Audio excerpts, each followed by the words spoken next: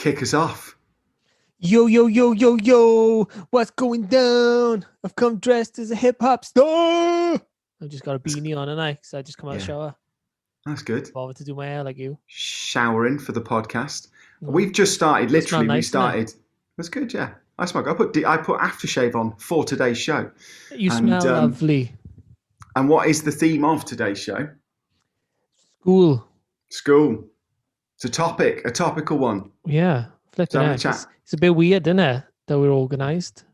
It is slightly weird that the next two episodes are organised. Usually it is fly by the seat of our pants. I was going to say the exact same thing.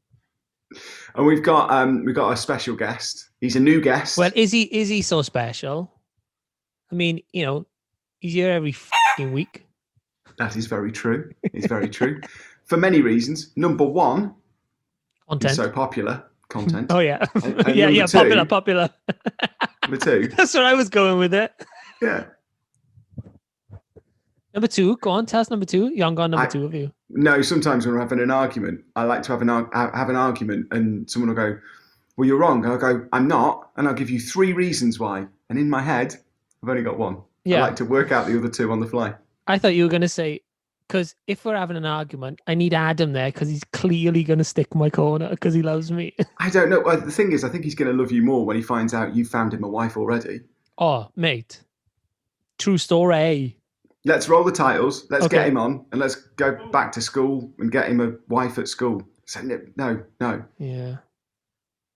Ruined it, didn't I? It's all right. We'll get there.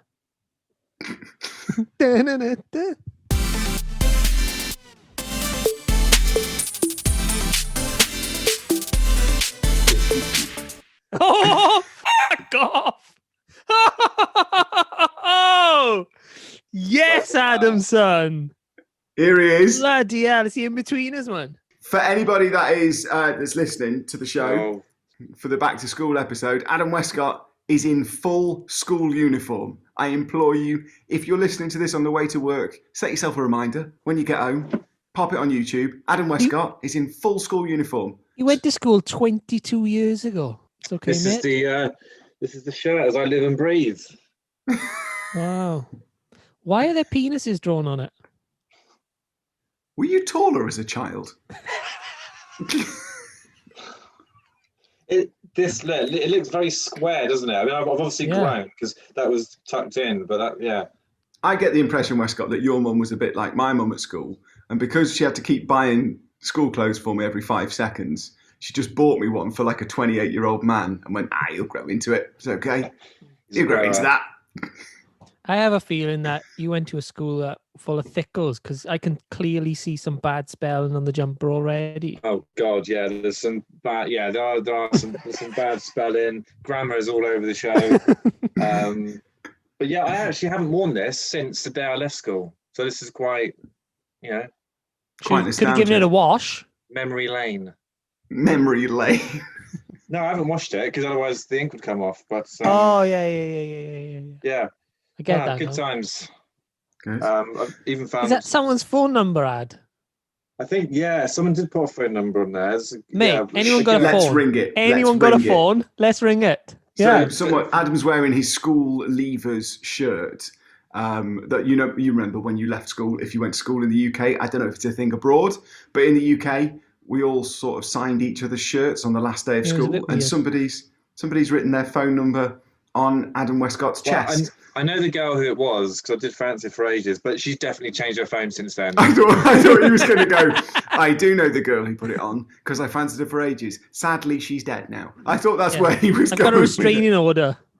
Yeah. I really shouldn't ring it. One of you can ring it. Yeah. Yeah. That number would definitely been changed by now. That was there's 7793 here. Yeah. Oh. Yeah. You've got what looks like 5 digits of a phone number. 7793 something. Yeah, I know exactly who that is. Yeah. Who's that? Who wrote that? I'm not telling you that. No, I'm not saying the name on here. Oh, but, go on, just call. Adam, is it a boy or a girl? Adam, you referred to your last 4 relationships as chewing yourself out of bear traps last week. I think pretty much the worry of offending people. Yeah. Don't worry, you're not going to see him for a year. It's fine. Yeah, she was called Gemma. She's really nice. I haven't seen her since 1999, but Well, Gemma, if you're watching and you remember signing Adam Westcott's shirt in 1999, and you are a fan of the podcast, we are searching for a wife for Westy. Mm. Hang on a minute. Westcott's up and about. I've got. I'm desperately trying to read some of his shit. She had a book where everyone's names and they signed it, and she said that if we get to 30 and we're not married, we'll marry each other. Let me try and find that. But obviously it didn't happen. Because it's illegal. It's a legal binding contract. Adam, while you're looking for that, you know that the search started last week on the show to find you a lady friend. Found it. You're 11. Of course you have. Of course, he has. He's found if you you can 11. find that page, I'll personally call her. Found that as well. Oh, there he is. Look for that page in that book. Tony. Yeah. And if she does say, I'll call her now for you. Trust me, she definitely doesn't live there anymore. She we're gonna find abroad. out, mate. We're gonna find out. Look for that page. 779395. Yeah, we'll ring her. We'll ring her and see if she's still there. What We a might great have to feature. bleep a little bit of She's her not number there. out there. She's definitely not there. So she didn't Why? write that. Are you saying she's not there because she's buried under your mum's patio, Adam? Yeah, she's moved. She's like Brookside in your house. She's moved on to the afterlife. She's buried under the patio. I've got loads of numbers here, boys. This is. Why aren't we calling him, Ad? There's a lot of numbers here which I didn't take advantage of. Look, there's piles and piles, reams of messages, and. Yes, Adam. It's a year leavers book. It's let's stay in touch. It's not let's get together and get married when you're 36 and alone. To Adam, I'm writing this letter to you as I seem to have so much to say but such little space to write in. Firstly, don't forget me. We are best friends and you are very special. But you haven't, to Ad. me. You didn't forget her. No, kept my promise. This is my phone number. I know yours, so we will have to ring each other so we don't lose touch. She did write loose and then she changed it to lose. So You're a loser, Adam. You're a loser. So this was done pre-exam because she said, I know you're going to do excellent in your exams and I will meet you at the upper school hall at 11 a.m. so we can get our results together. I'm going to miss you terribly because I love you so much. Don't forget that we have to have a dance at the school ball. My God, all my love, your little angel, Gemma. If we're not married by the time we're 30, we'll marry each other. Well, she's married and 3 kids, so... Is she? Is she really genuinely? Yeah, but you're 38 on Friday, so it sounds like you waited a bit too long, Westcott. Yeah. Maybe she's divorced. 50% of marriages end in divorce. Yeah, it's about right. 100% of sleeping with Adam ends in happiness. Exactly, Carl. Or one of the people in that relationship. We should have probably put that on the advert that we put together last week to find Westy a wife. 100% of people that slept with Adam, 60% of the time, said that 90% of them left happy. Yeah. Yeah. Yeah. 50% of everyone who slept with Adam lived. Brilliant. If you can just put that in a graph of people versus task, that would... 50% of the people that slept with Adam came out of it alive. That's odd, but then, there's people who... 50% of the people who slept with Adam didn't get buried under his patio. Not like poor Gemma. You know what? Should we ring her, Ad? Should we ring her? No, don't. Yeah. No, she won't be there. She won't be there. Why, Adam? No, don't ring her. Don't ring her. She's definitely not a number. She's dead. So the thing is... I tell you what, she's definitely not there. Like, you got to say that that phone number was 1999. We're now 21 years down the road. But it is a house number. She doesn't live there. Promise you. It's a house number. I've looked. She doesn't live there. The fucking number, Adam. All that's going to happen is some older people going to pick up the phone and go, "I've never heard of her." And then what we're going to try and do is tout them. Who, if a lady answers, we can get her to leave her husband for you because you'll be younger, you'll be more attractive, you've got a jaunty shirt on. If you're not both dead by the time you're 60. So what? Really now? Can we not ring her? Is that not a thing? She won't be there. I don't even know the code. She still lives there. She won't be there. She works. She works on a co-op. That changed to a Waitrose and then now to a Lidl. I used to work at the co-op when I was at school. Yeah. Yeah, started working. I was on the deli, and my mate was on the cafe. So together, I used to put the chickens in. So we used to have like chicken fingers, and he used to sort the chips and beans out. So we always had good lunches. Amazing. Stories from school then, because this is the school one. And me and Adam were talking on the phone in the week, and that's how we got to this. We arrived at this point because I was like, you was telling me some great stories from school, and I had some really good ones too. Gave Carl a text. I was like, mate, let's do a school episode. I want to kick it off with how school was different when I went to school compared to how it probably is now, because I think that teachers probably can't do anything now to discipline kids. But when I was at school, we had a Polish PE teacher, and he used to, if you forgot your kit, you did it in your pants. That was just a given. You got to remember as well, if it's like November and you're doing rugby at 8:30 in the morning in your pants, and he'd chase you around with a rounder's bat and clatter you on the back of the legs. Oh my God, he got really angry, and he hung us up by our shirts on the coat hooks, and he just gave us like a couple of little punches in the chest. No way. That happened. Genuinely happened. We also had a maths teacher that looked the spitting image of the Agent Smith from the Matrix films. I mean, everything about him was that. And I also went to school with a girl whose mum looked like Roy Cropper off Coronation Street. Her mum looked like Roy Cropper. Coronation Street used to be absolute classic. Reg, Curly, all those characters. They're absolutely You got your Reg, you got your Curly, you got all those characters. All of them. Your Reg. I love everything about it. Reg, Curly, everything. Reg, Curly, everything. Love everything about it. You got your Reggies, your Curlies, everything. Adam, what was that? I genuinely can't remember. But what was the story you were telling me about your when you was at school? When you were at school? So the stand-up one is year 7. So been up to secondary school for about 4 or 5 weeks, and it was an art class. And the art is the lesson where people are going to get a bit leery and, mess around and all that. Anyways, one kid was just notorious for it. Anyway, I'm just going to show the teacher my work, right? I was quite proud of it. I think it was something to do with Dali we were doing. And I went and showed him, and instead of saying, "Oh, that's really good," he grabbed me and threw me into the table. So he grabbed you and threw you into a table? He grabbed you in the back of the neck and just like threw me into the table. Well, because the kid who was messing around was next to me. So he just the teacher had enough, and he just kind of grabbed anyone and just needed to let his aggression go. So I'm year 7, just come up from primary school, and he's slammed me into the table. The whole classroom just went quiet. And I remember just like being in shock. And then obviously that class ended. And as he walked up the stairs, the teacher said, "Adam," he said, "Are you all right?" I've just assaulted you. Adam, don't tell your mum. Yeah, are you all right? Can we keep this between us? Yeah. So anyway, the shock kind of like keeps up with you, and I was annoyed. So I go back to my form teacher. I said, "He just slammed me into a table." And then one of the other students who was older said, "Oh, he does that." I'm like, "What do you mean he does it?" So it's a thing. So obviously mum and dad came up to school, and then the head teacher said, "Yeah, he gets a bit angry." I'm sure he had it's okay. Yeah, like it's okay. He just gets a bit angry. And it wasn't a push, it was a proper like back of the neck.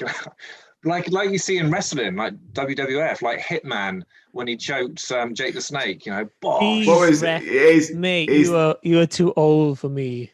Here's the brilliance. The wrestling references for me. No, you either watched wrestling or you didn't. I wasn't. Yeah, no, I watched it, but my era of wrestling was like Stone Cold. The only time that I really remember getting into trouble was we played cricket, and I was all right at cricket, not too bad, not too shabby, and my head of year was our gym teacher, was our PE teacher. We had 2 PE teachers. One was our head of year, and he was a big bloke. He was a real big bloke, and I'm just pretty sure he fancied his chances at everything. Yeah. You know what I mean? He was kind of Okay. one of those, and he was kind of one of those that I tell you who he reminds me of in the In-Betweeners. Greg Davis's part. Okay, yeah. What's his name? Mr. Davis, I think it is in that. Is it? Okay. Isn't it? So, is it Mr. Davis? No, Phil. Phil. His name's sorry, Phil. Oh, Mr. Gilbert. Mr. Gilbert. Yeah, okay. So he reminded me of Mr. Gilbert. Real big bloke who didn't mind putting you in your place. You know what I mean? There was no grabbing and throwing us, in all fairness, but didn't throw him into a table, which then led on to no, a there was none of 20-minute that. wrestling anecdote there was no that I probably can't put sharpshooters. in. What is the demographic of your podcast? Well, it's predominantly women. Will they mind a 20-minute wrestling segment? Absolutely not. You know, Bret the Hitman Hart, they love him. So we played cricket, and he was like, right, out now, Carl. I was batting, and he was like, right, out now. Someone else, chance. And I guess being chipper, said, I'm not going out. You have to bowl me out. Isn't that like the rules? Yeah. So he went, right, is it? Okay. Grabbed the ball and pelted it at me as hard as he could. A full cricket ball. Pelted, I'm not kidding, pelted it at me. It smacked my leg, like on the, my lip was on the, like, on the bridge, like this.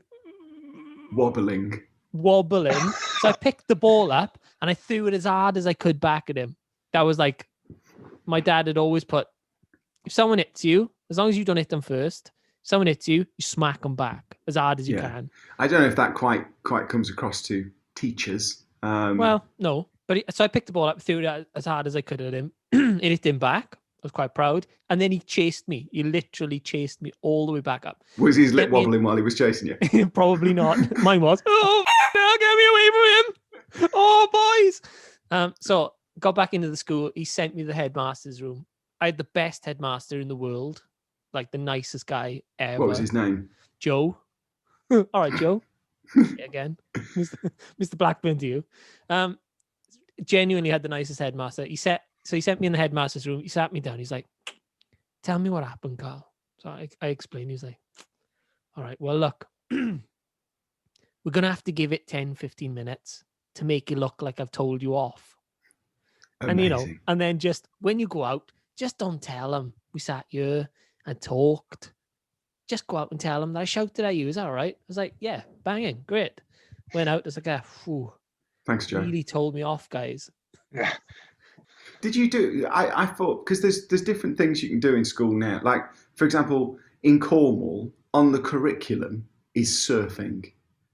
Oh no, God, no! We had cricket, rugby, football. That was it. Which I think is fine if you're going to become a surfer, but why waste a lesson teaching someone how to surf? Then, having said that, why did they waste any of their time teaching me science? I knew when I did science, and I used to say to my science teachers, always listening to school kids, but I used to say to my science teachers, I don't need this. This isn't it's not the line of work that I'm going to go into. I knew that when I was 11. You know what I mean? Yeah. Don't worry about that.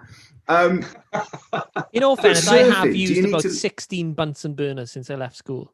Exactly. And also maths. I know you need basic maths. Yeah, you can't take maths away from kids. Basic maths. But like we've all got in maths, you know. We've all got calculators. I just pay. We've all got calculators on our phones. Would have been my argument back then. But I'm terrible at maths. Always been terrible at maths. And even now, simple sums, I still have to use my fingers to count. Especially like going back to my darts days, professional darts days. I used to have someone who'd tell me what I need to hit next because I couldn't count the numbers down. Just not great at maths. But my maths teacher, and this would never have flown these days either. He used to refer to top heavy fractions. So the number that was on top would be bigger than the number that was beneath it.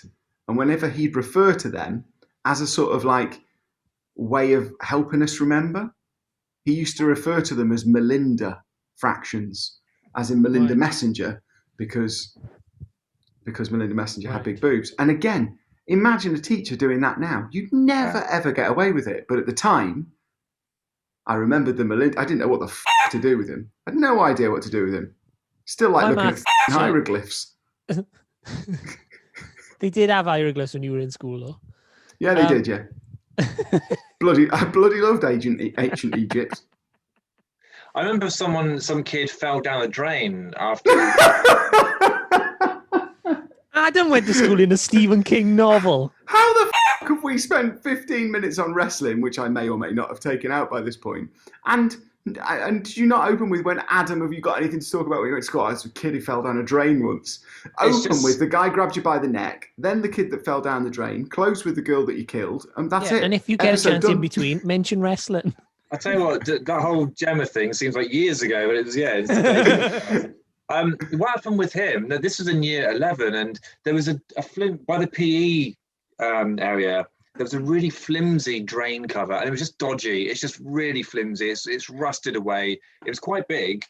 Did you used to walk past it on a daily basis and go, even as young Westy, and go, that's going to cause someone a mischief one day, that is. Yeah. I did. I used to think that's Definitely going to bury soon. my ex under there. That is going to go soon, and someone's going to go under. Well, someone did go on it, and they did go under. They were walking.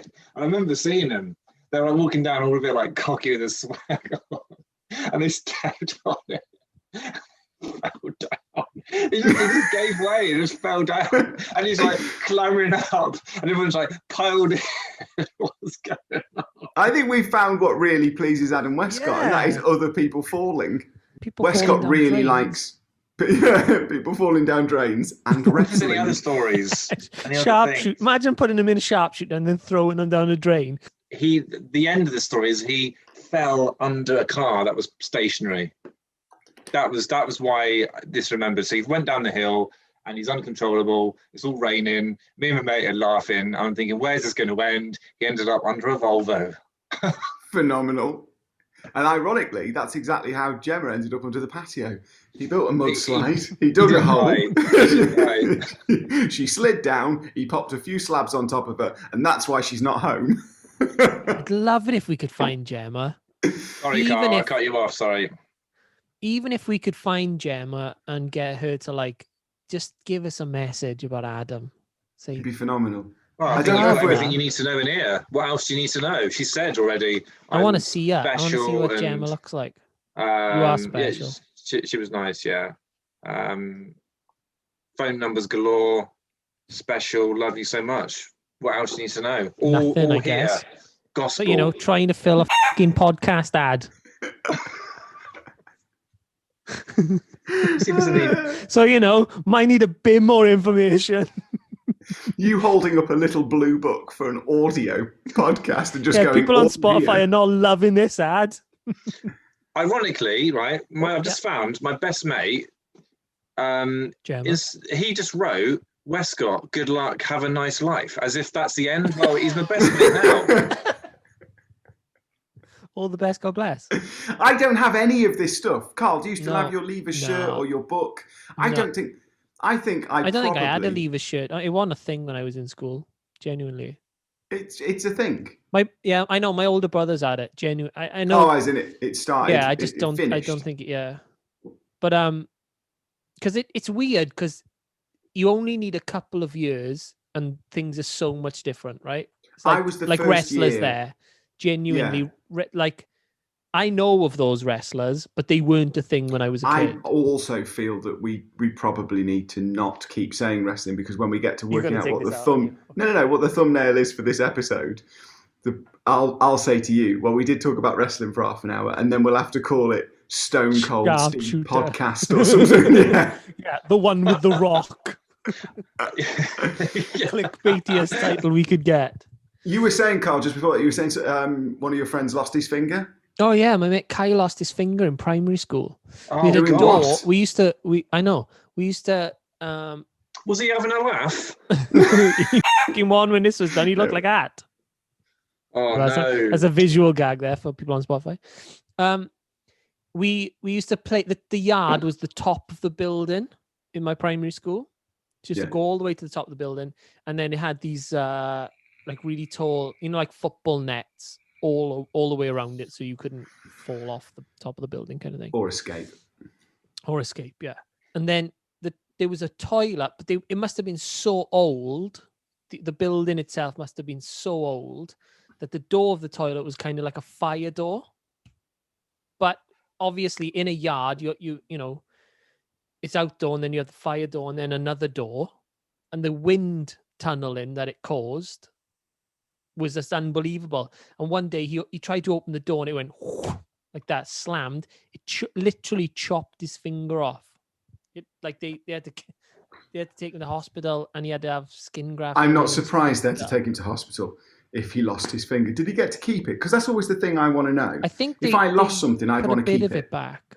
They couldn't fix the whole thing, even though they picked it up and. Oh, would you want to keep it if you lost your finger? Yeah. And they were like, look, we can't put it back on. Would you want to keep it in a jar or in like a little plant pot or whatever, just so when you've got friends round, it's a lovely little anecdote. Like pickle it. Yeah. How much money would it cost to eat someone's finger? Well, here's the thing. I've got a really good one for you. First of all, 10 grand. Secondly, is that all it would cost you to eat someone's finger? There's my number. If you'd asked me last year, considerably more. This year, 40, 50 pounds. Pence. Yeah. No, genuinely, how much money would it cost you to eat someone's? And bearing in mind that finger, it's not like, oh, right, you're going to chop Carl's finger off and eat it. No, they've lost that finger. It's not going back on now. It's gone. It's not. They didn't die. It's like fruit that's already fallen from the tree. So I just have a question. Did he get the finger back on? No, he got a bit. I think they tried, and then it didn't work, and the skin grafted his finger. In all honesty, I seem to remember it being I think he only really lost the top. Right. So he'd have been great at like thumbs up, terrible at it's over there pointing. Yes. Yeah. Yeah. So anyway, no one ever knew which way he was pointing. Poor Kyle. He's a nice kid though. It's a shame because he kept pointing at Adam's patio. She's in there. She's in there. And no one ever found them. No one ever found the dead bodies. Good old patio joke. Still going with that, are we? Oh, I think I'm going to run with it forever. Oh, mate. Yeah. This is definite. If this is not titled "Where Adam Buried the Bodies," I'm so gutted. How much to eat a finger? Is it your own? Is it your own finger or is it somebody else's finger? So Adam has lost the top of his finger. He said, "Boys, it's all right. It's gone now. I'm living with it." And it's on a plate. And how much to eat the finger? Genuine question. Everyone at home is definitely like this. Carl is sick. But it's it's fine. A question I want to know. It's a great game. Can I cook it with something else? Can I like grate it up and put it in a curry so that it's like little bits? Or no, it's more like a bush tucker. A bush tucker trial. Yeah, but it's a real finger. But Adam's cool with it. It's all right. It's not. He's lost his finger. It's not coming back now. In fact, Adam's going to get the same amount of money as you are. That's the deal. Someone's going to go, I'll pay you and Adam the same amount of money. To eat a finger? To eat. It's only the tip, really, of Adam's finger. Just to put the tip in. How much? It's a phrase I've heard before. Probably off Gemma. I don't think it's actually that bad. I don't think it's that bad. I think it's okay. Are we including fingernail? Because that's a bit gross, isn't it? Yeah, it's all going in, Ad. So it's my finger. So my fingernails are clean, so you don't have any like dirt underneath. So. Well, I'd clean it up before I put it in my mouth, Ad. Yeah. So that's what she said. Also, you can cook it. It'll be cooked, so it's not raw. I'm not a fucking lunatic. 10 grand. 10 grand. 10 grand. Yeah. Wow. Yeah. That's cheap. Westcott's lost his finger. He and I get 10 grand. To be honest, mate, I'd go back to my original sentence. I'd probably do it for 40, 50 pounds. I don't really care. Be great content. No, I don't think you would. No, we could do a whole episode. Not doing 40 or 50. It's going to be more than that. Finger for 50 quid, mate. 10 grand. 10 grand, I'll eat Adam's finger. Whether it's on him or off him, I don't give a crap. Fair enough. What about you, Ad? How much for Tom's finger? I think it'd have to be around that ballpark figure, 10, and maybe some add-ons like. Oh God. Disinfectant. I get a certain percentage of Tom's acting royalties for the next 50 years or so. That's easy. Yeah. I He beat me cannot to get the on telly joke. for love nor money. Yeah, I think that'd be my thing. 10,000 with a 10% Little kickback. clause for everything that he does. I love the fact that in this scenario, I've lost my finger. Westcott's got 10 grand, and then if somebody does employ me as a fingerless actor, You also have to pay Adam. I also have to pay Adam a kickback for the rest of my career as a bit of a thank you. Better than being buried under his patio. So just think about that. Carl pointed at me lots there, something that I wouldn't be able to do if Adam Westcott had eaten my finger Just and then taken. Think about that. School. What a time. Yeah. What a time What to be about, alive. you know, when you were in school, what about like uniform? Did you both, Adam had a full, my uniform was kind of like that. We had a jumper as well, though. Yeah, black jumper with the tie kind of. Is that your actual school tie? Yeah. Yeah, this is a school tie, and yeah. Why did you keep all this shit, Dad? I've got some stuff from primary school, which, okay, so obviously we do the scripts and everything, and I found an old jotter from year 5 and year 6, right? What's a jotter? Like a book? Yeah, just like when you write short stories at school, and my writing style hasn't changed a bit, and there's all. I think he should read this story. Yeah. Can you not put it into 4 parts? How old? Yeah, can we not do it? I feel like we've got another podcast coming out of this. How old would you have been in year 5, Ad? 7 or 8. So this is a story you wrote when you were 7 or 8. Well, I used to write them all the time as part of the gig, but yeah, What do you mean it was part of the gig? Well, it's part of being at primary school. We have to just write loads of stories all the time. So Adam couldn't find the story that he wrote, but I definitely feel like what you said, Carl, there's definitely another podcast episode in that way. Yeah, just on that story. But you did find something that you wrote when you were at school, and it's a poem. Yeah, so there's a book. So it's in year 4. So what's that? How old is year 4? 6 or 7? Yeah. And so we got to write poems, and forwarded by Pat Wilson. And it was edited by Pat Wilson, and it's called Through the Hoop, and this is it. I'm just going to stop you there. I don't know if it's the same where you are, but where I live, people refer to their hoop as their bum. So people would say, oh, God, I've hurt me hoop, if they've hurt their bum. So what's the book called again? It's called Through the Hoop. Through the Hoop. That's going to please me for days. In fact, I wish I was coming into contact with more people in my life, because I would go, there's this book. You won't believe what it's called. What do you call your bum? I call it a hoop. Guess what this book's called? It's called Through the Hoop. And you're in this book. I am. Oh, here I am. Adam Westcott, age 9. Here we go. Oh, okay. And it's a bit... Eyes down. Right, it's called Black Inside.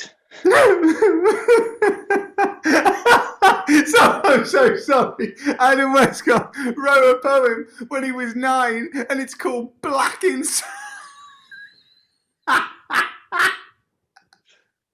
Oh, God. It's called Black Inside, right, and it's in a book called Through the Hoop. Is this like a book? What? I'm going to need a moment.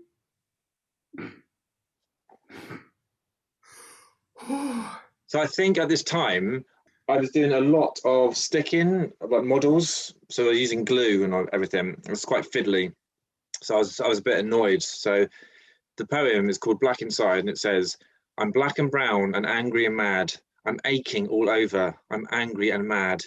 When I'm sticking, I get it all over me. I'm angry and mad, and then it fades away and everything's okay. It's everything I wanted it to be and more. And I'm gonna, on behalf of the general public, I'm gonna ask: are you doing okay?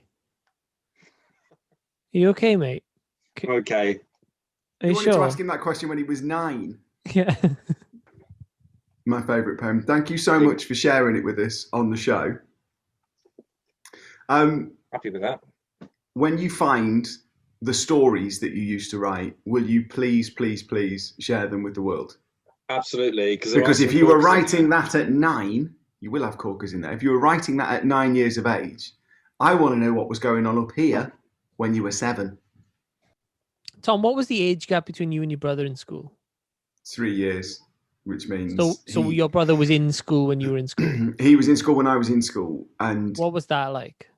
it was fine. But for me, it was fine. But for him, because I was quite naughty at school and mouthy, he got treated differently by the teachers because I was his brother. So he'd come into class and they go, "Oh, you're Tom's brother," and they'd immediately think he was going to be a nightmare.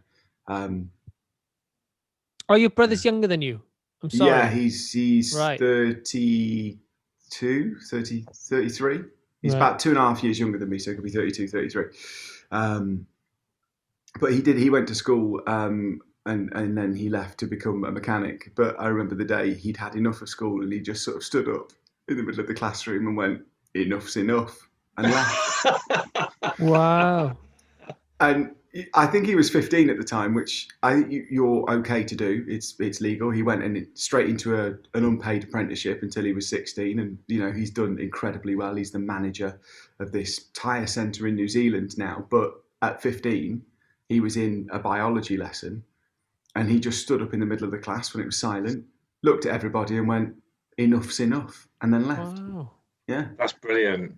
Enough's enough. Wow. It reminds me of powerful words. Genuinely, when I went to college, and I had this brilliant drama teacher in college called Viv Buckley, and I loved her. She had the best attitude ever. But my best mate in college, little Chris, we would just talk and talk and talk all the way through lessons. We just couldn't keep on track. Do you know what I mean? Yeah. That was the same, a drama. And I remember Viv saying one day, "Look, if you're going to talk tomorrow, just sit outside the class. Don't come in. Just sit outside the class."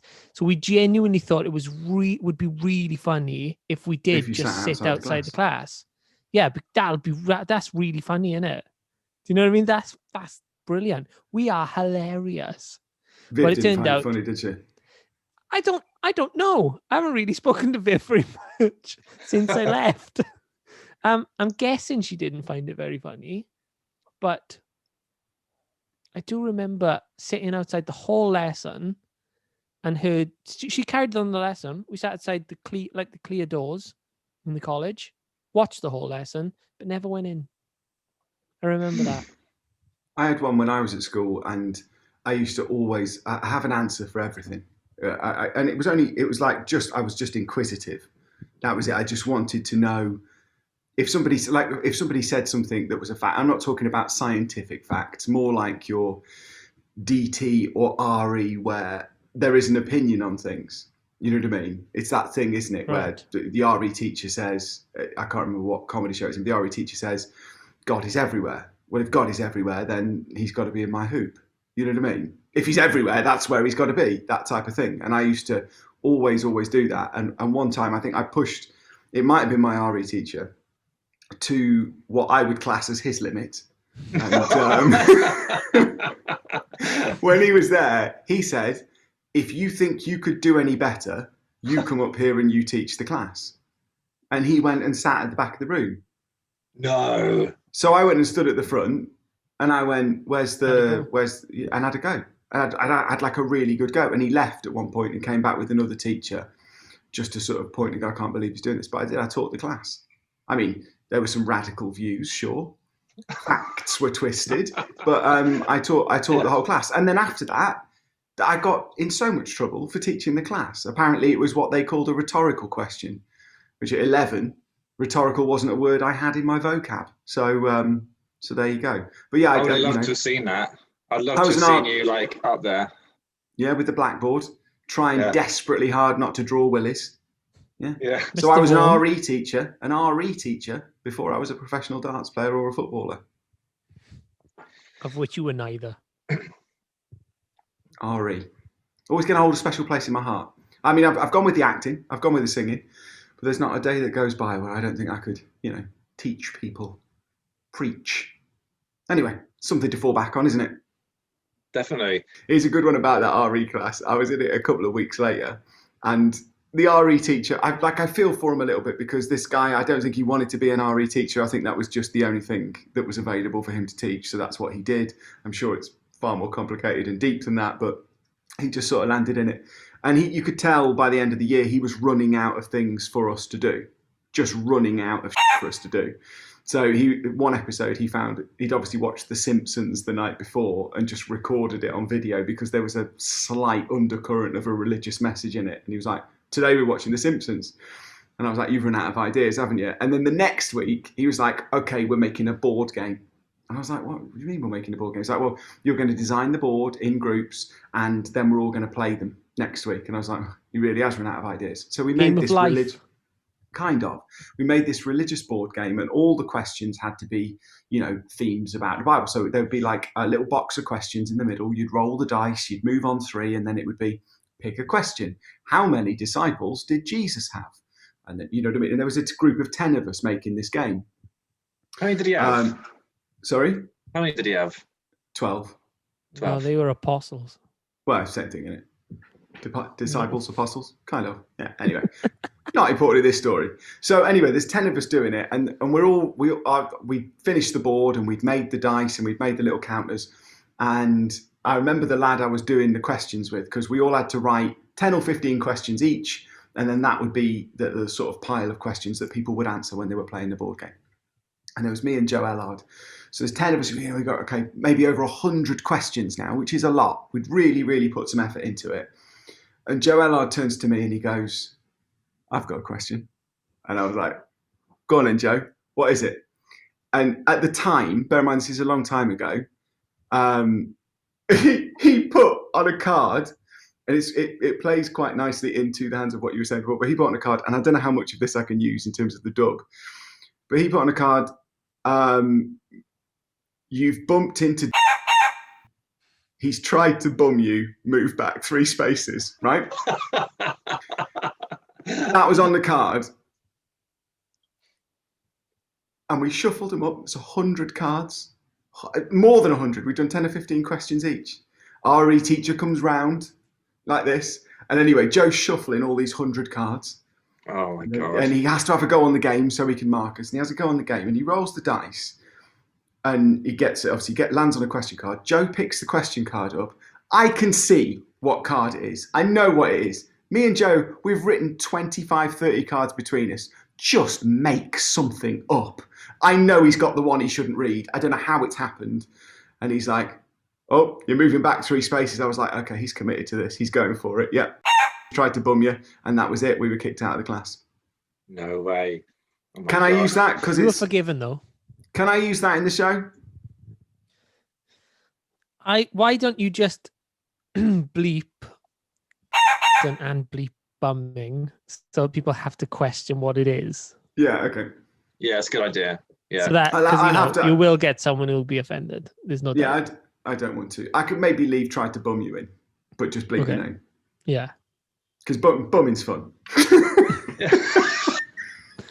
We'll sign it off. Thank you so much for joining us on the Back to School episode. Mr. Adam Westcott, thank you, as always, for being part of the Awkward Turkey podcast. Karl Morgan. Thank you very much for having me. No, you're welcome. You're absolutely welcome. And I can't wait for last week's episode to go out for the replies for the search for Adam's wife to come in. Yeah. Karl, I bloody love those trousers, mate. As soon as we've finished, I'm going to see if I can get myself a pair of them. Yeah, I really like them. They'd look great with your school uniform, Adam. Oh, they look good with that new suit jacket that you told me to get, which I did get. Oh, good man. Good man. Are we signing off, or? Yeah, we are. We're signing off. Karl, do you want to tell him? Do you want to tell him what's coming up next week? Because we know what's coming up next week. Yeah, we do know. We're gonna do 10. Top tens. Top tens. Top tens. Ooh, nice. Yeah. So you might get a text ad saying, "What's your top 10?" something, and you have to reply and tell us. I tell you what, if I have to answer the question, what is in my top 10 poems? Sod the other 9. Number 1, Black Inside. What a poem. And on that note, drop that bloody mic.